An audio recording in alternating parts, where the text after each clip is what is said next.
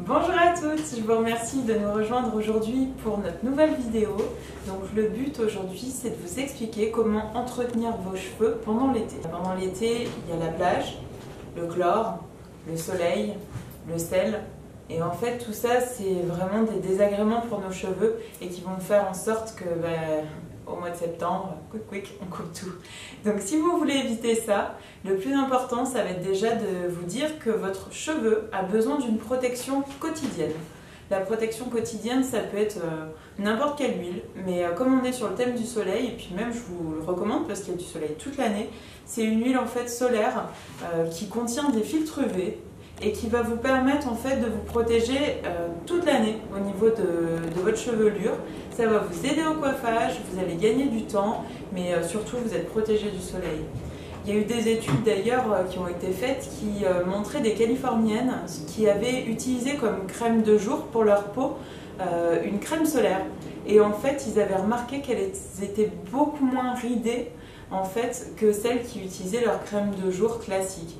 Donc le filtre UV, c'est ce qu'il y a de plus important en fait toute l'année pour notre peau, nos cheveux, qui font partie, on n'oublie pas, de la même famille. Du coup, je vais vous montrer comment utiliser cette huile, c'est vraiment tout simple. Donc je vais mettre simplement une pression du produit. On mélange dans ses mains, c'est hyper important parce que sinon l'huile est mal répartie. Et ensuite, on va venir passer en fait ses mains simplement sur les longueurs et pointes. On ne vient pas chercher à mettre le produit à la racine, même si c'est une huile sèche, c'est pas fait pour, et du coup après vous retrouvez les cheveux gras, c'est quand même moins sympa. Donc là, vous allez pouvoir le remarquer, mon cheveu ne va pas du tout être gras, alors peut-être les 15 premières secondes, mais après ça va tout de suite passer, et je vous conseille de finir en hydratation pour vos mains, ça évite le gaspillage, et puis c'est des huiles qui sont hyper concentrées, qui vont permettre du coup de nourrir tout ce que vous voulez. Ce qu'il faut faire aussi, c'est pas utiliser n'importe quel produit.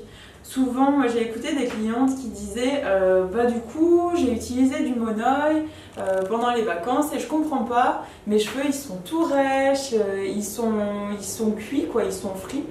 Et en fait, c'est exactement ce qui s'est passé. Le Monoi, il n'a pas de filtre UV. Sans filtre UV, du coup, le soleil, en fait, c'est comme une loupe et ça va permettre au soleil de pouvoir brûler votre cheveu vif de l'intérieur. Donc, évitez tout ce qui n'est pas adapté aux cheveux spécifiquement pour le soleil. Donc, pensez toujours, il faut qu'il y ait cette petite mention filtre UV, c'est le plus important. Après, ce qui va être important aussi, ça va être de passer sous l'eau après chaque baignade. En plus, c'est super agréable, ça évite d'avoir le sel sur le corps. Donc si vous avez cette possibilité-là, pensez à vos cheveux, faites la même chose. Ce que vous allez pouvoir faire ensuite, ça va être aussi de les protéger pendant l'exposition solaire, si possible avec une crème waterproof, comme pour la peau, comme ça vous pouvez aller vous baigner et vous n'êtes pas gêné de remettre votre crème après chaque baignade. Le waterproof, comme toute crème pour la peau ou pour les cheveux, il faut l'appliquer toutes les 2 heures. Si vous ne la mettez pas toutes les 2 heures, au bout de 4 heures, elle ne sert plus à rien. N'hésitez pas à en remettre, pensez toujours à...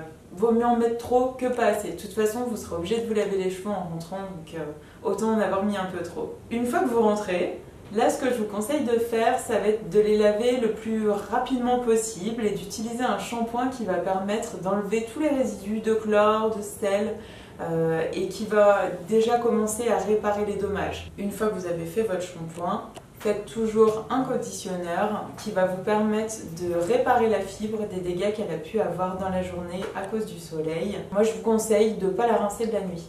Parce qu'en fait, vous allez passer 8 heures avec votre soin sur les cheveux et vous allez avoir des cheveux de rêve. Et comme on disait tout à l'heure, vous n'aurez pas besoin de venir les couper en septembre au carré. Moi, j'ai un gros coup de cœur. D'ailleurs, je m'en sers toute l'année. Du coup, c'est de l'aloe vera. Je pense que vous connaissez tous de nom, mais ça a des bienfaits qui sont absolument géniaux, que ce soit pour la peau ou pour les cheveux. C'est une huile en fait qui va être cicatrisante et qui contient 23 éléments pour venir en fait sublimer au maximum la peau. Ce gel d'aloe vera en contient déjà 22. Donc juste à lui tout seul, c'est juste une merveille. Donc ce que je fais, c'est que je vais l'utiliser tous les soirs. En général, là c'est un flacon à pompe aussi. Donc je vais en mettre 3 doses Et en fait, quand on en met sur la peau, on le sent mieux, mais ça va venir en fait tirer les traits et donner une impression même de lifting. Et après, sur le cheveu, ça va rapporter de l'eau. Et souvent, on a tendance à nourrir nos cheveux, mais on ne pense pas à les hydrater. Et grâce à cette aloe vera, vous allez pouvoir les hydrater au quotidien. Et vous pouvez vous en servir sur les coups de soleil. C'est idéal aussi pour venir calmer en fait les douleurs.